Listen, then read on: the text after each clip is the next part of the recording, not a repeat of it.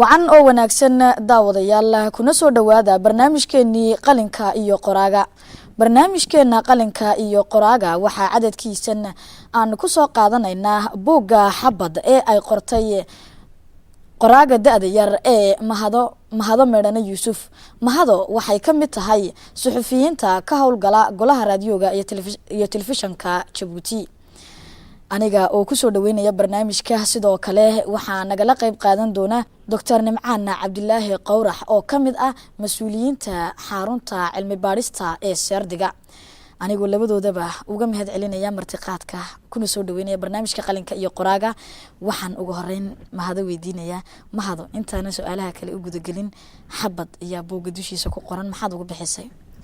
hibaaq aad ayaan kugu mahadnaqayaa barnaamijkaagan runtii dhaxal dalka xabad waxaan ugu doortay buuggayga dhawaan ayaan uga dhigay.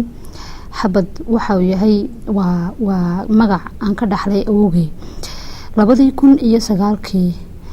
Allah u naxariistay maciiday ayaan ku yiri hortaba intaan bilaabin buuggan markii aan go'aansaday inaan buuggan qoro waxaan raadiyay inaan magac u helo sheekadaydan gaar ahaan aan iraado aktarka buuggayga. maciiday baan weydiiyay waxaan ku yiri geeli awowgay Allah u naxariistay awrtiisi bal awrkii ugu jeclaa magacii ayaan ku yiri waxay igu tiriyay 2 awr buu awowga jeclaa waxa la oranayay madoobe iyo xabad. waxaan shiri madooga iska daa madoogi baan ri halkaas iska rix waxaan madoogan iska dhaaf bal xabad iga waran baan ku yiri awrkaasi midabkiisa iyo suduha xabad. waxay igu tiriyay xabad wuxuu ahaa awr cad oo joog dheer sidaas ayaan ugu xulay xabad aad uga xeshay. buuggan waxaad mahad kaga waramaysaa taariikhda neef geela amba nolosha geela dhalashada ilaa iyo doqnimadiisa sideed uu la darastay noloshiisa? horta jaranjaro badan ayaan maray buuggan qoristiisa. buuggan fikradiisu waxay ku dhalatay taariikhdu markay ahayd bishii May 2003 waxaan go'aansaday inaan buuggan qoro. waxay ahayd galab gaaban maalin galab gaaban ay ahayd anigoo keligay oo kulantii waa taqaanaa oo reer Cali Sabiix baan ahay gadada anigoo joogo oo xogaha buug yar oo akhrisanaya hawada ula baxay ayaan arkay awr uu sito nini uu wato markaas awrkii buu ka furay rar isagu waxa uu ku sitay awrkaasi dhuxul ayuu ku sitay markaas uu dhuxushii ka dhigay dabada xarka badan buu ka furfuray kabadii iyo awsaloolkii oo markaa ahaan aanan garanayn ayaa uu ka dhaadhiciyay waxa uu ku xiray dabar ayaa ku xiray waa isaga tagay halkiiba uu kaga tagay. waxaan siray kullin waxa inta leegu ka dhaadhiciyay ninkaas kullin magac beelayn galabtii gaabneed reerkayagii baan ku soo noqday maciiday oo wasiisanaysa ayaan ku yiri macooyo xarka badan iyo qab badan buu leeyahay awrkii bal iga waran magacdooda ma garanaysaa? iga tiri miyaanad garanin kala rog caan bayd hogaan xagaasay maras ma aan garanayn. markaa waxay igu noqotay runtii waan la yaabay. waxaan isku dayay inaan soo qaato waraaqad yar bal igu soo celi caan hogaan bayd markaa han hogaan baan iyo kabad baan degdeg ka maqlay ashan waan intaan u dhawahay aan Cali Sabiix deganaan malaha intaan ku bartay. maxaa yeelay aabahay oo isagu laftigiisa xagga oo kale ku heesaysanaya yiri oo miyaanad aqoon hoo irgo dibdis ayaa la yiraahdaa awrko af baa lagu hadlaay isna afkiisii buu kugu daray. haa igu daray wata kale cilmi baa inagu jiray maxaad ii barweedan baan ku yiri waxaan qaatay block note hadeed waan qoray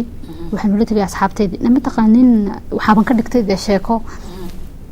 awrka af in lagu la hadlo ma taqaanin dabana garano hoo baa la yiraahdaa marka la kaxaynay ay ugu raadeen oo waxa jirtaan ku yiri dibdis oo samayso ayaa la yiraahdaa awr oo hirgo baa la yiraahdaa oo duu baa la yiraahdaa ma taqaan isna waxa baadiyaha ma naga garan hadeed waxaan go'aansaday inaan buug ka dhigo oo buug ciyaal aan ka dhigo si aan xagga hoose uga soo bilaabo. markaas mahadoy waxa kugu dhalisay in aad buugani qortidanba u ubadka aad hor keentid maadaama adiga oo qoyskii ama reerkii aad ka soo jeeday ay geel soo dhaqan jireen waxna ka garaneen ugu horeyntii naftaada canaanatay la tahay dee waad keentay waarun oo waaban la yaabay runtii waan la dhacay waxaan ri noloshan oo dhan baa kaa maqan marka buugayga runtii markii aan qorayay waan baranayay oo waan qorayay waan barisay marka way isbarbar socdeen haddii aan kusii socono oon su-aalaha aan buugani kaa weydiin doono kullii waad noo sheegtay wixii kugu dhaliyey iyo ujeedadii aad buugani u qortay haddii aan markan buugga gudagalno bal waxaad xoogaa wax nooga sheegtaa nolosha geela min markuu dhasho adigoo buugga kaga wada waramay ilaa iyo duqnimadiisa ana kula kaftama mahaday markaad xabad ka sheekeynaysid waxa la moodaa neef yar oo geel oo dhashay oo la saaxiibtay ilaa intuu weynaanaya adag joogto la saaxiib ahayd oo noloshiisii oo dhan aad u joogtay ilaa iyo intii uu duqoobay xoogaa noloshiisa wax nooga taataaba hibaaqay horta marka aad rabtid inaad buug ciyaal qortid waa inaad sheeko xiriirayo kale aad ka dhigtid markaas hortaba waxaan diyaariyay oo buugayga qoray qaybta ugu horeysay aan qoray waxay ahayd xarkaha rarka iyo afkan loo adeegsado ee lagula hadlo dabadeetana waxaan isku day waxay noqon weyday intaasi in way igu filnaan weyday waxaan jeclaystay inaan nolosha geelaan ka waramo aniga oo la socda xabad oo dhashay waxaana ka dhigan tahay waxaanan markaas sheeko ciyaal ayaan adeegsaday waxaan ka bilaabay waxaa jiri jiray